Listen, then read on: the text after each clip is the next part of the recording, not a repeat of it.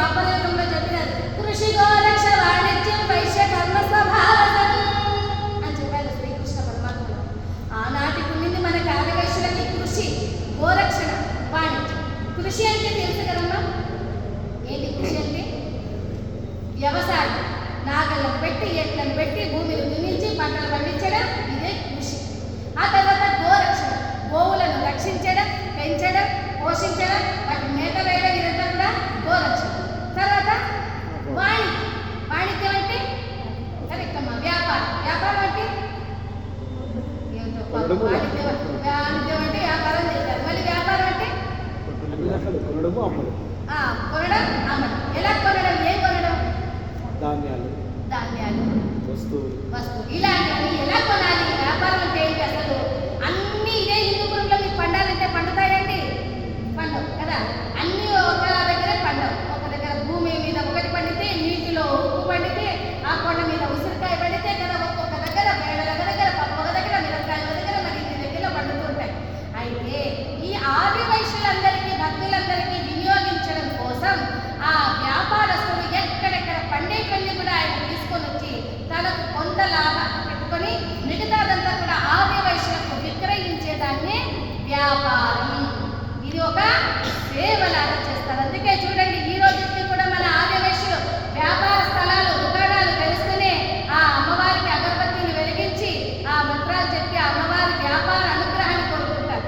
ఎందుకంటే వ్యాపారాన్ని అనుగ్రహించే ఒకే ఒక్క దేవత మొన్ననే చెప్పాను కదా, వాసవి. కనుక ఇలాంటి వ్యాపారం ముందు నుంచి కూడా మనకి పూర్వం నుంచి ఉంది. అయితే ఈ మూడింటితో పాటు మనకి మరో 3 ధర్మార్థాలు ఉన్నాయి. ఏమిటవి? యజ్ఞ యాగాలు చేయటం, దాన ధర్మాలు చేయటం, ఇక సేవలు చేయటం. అందుకే ఈరోజు కూడా చేస్తున్నాం. ఈ సేవలు అనేది ఈ కాలంలో చాలా మంది తీసుకుంటారండి. అది లయన్స్ క్లబ్ కావచ్చు, రోటరీ క్లబ్ కావచ్చు, వాసవి క్లబ్ కావచ్చు, ఇలాగా ఒక క్లబ్గా చేసుకొని అందరూ కూడా క్లబ్ అయ్యి అందరు భక్తులందరూ కూడా వాళ్ళకి అనేకమైన సేవలు చేస్తుంటారు. రక్తదాన శిబిరాల, జల శిబిరాల, ఏమీ లేని వారికి కుట్టు మిషన్లు ఇవ్వటం, గ్రైండర్లు ఇవ్వటం, ఏమని పాపం వాళ్ళు తోచినవన్నీ వాళ్ళు సహాయాలన్నీ చేస్తూ ఉంటారు ఈ క్లబ్ వాళ్ళు. దీన్నే ఏమంటాం మనము?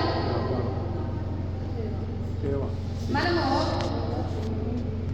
5 రకాల యజ్ఞాలు చేస్తుంటామండి.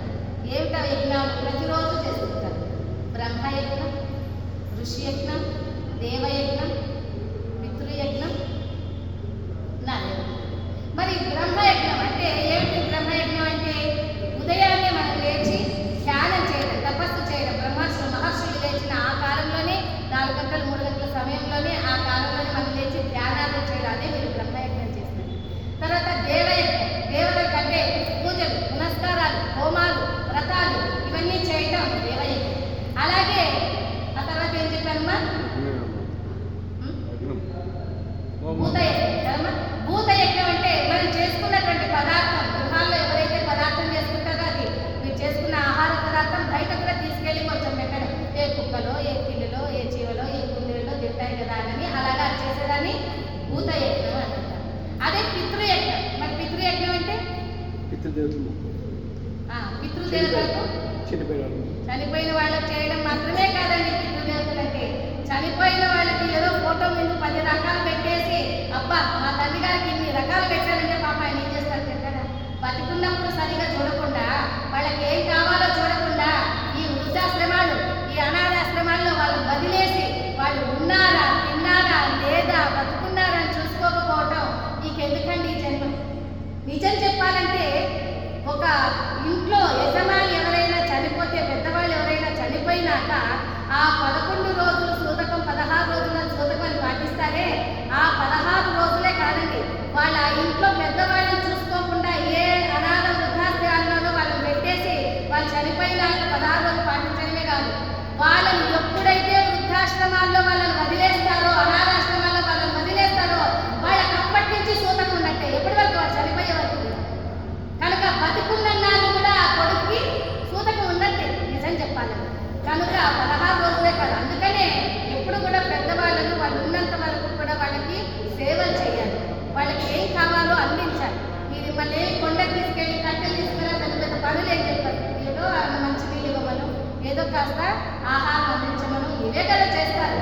మరి చిన్నప్పుడు వీళ్లకు ఎంతో విధిగా సేవలు చేసి ఎన్నో త్యాగాలు చేసిన తల్లిదండ్రులకు ఈ రోజున పరిశీలనగా వాళ్ళకి ఆ చిన్న చిన్న కార్యాలు చేయకపోవటం వల్ల ఇంకేమవుతుందండి. కనుక అదే పితృయజ్ఞం.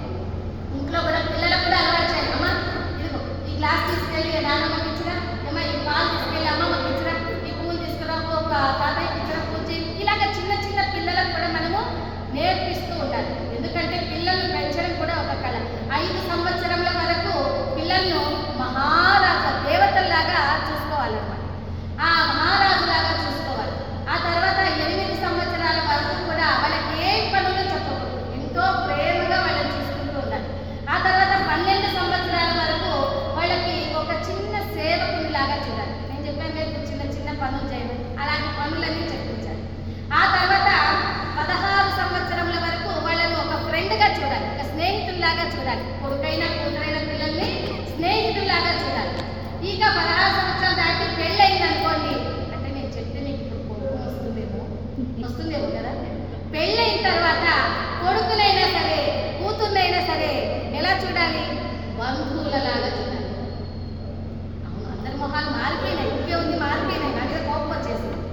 అది నేను చెప్పడం కాదు, శాస్త్రంలో ఉన్నదే నేను చెప్తున్నాను. ఇలాగా బంధువుల్లాగా చూడాలన్నమాట.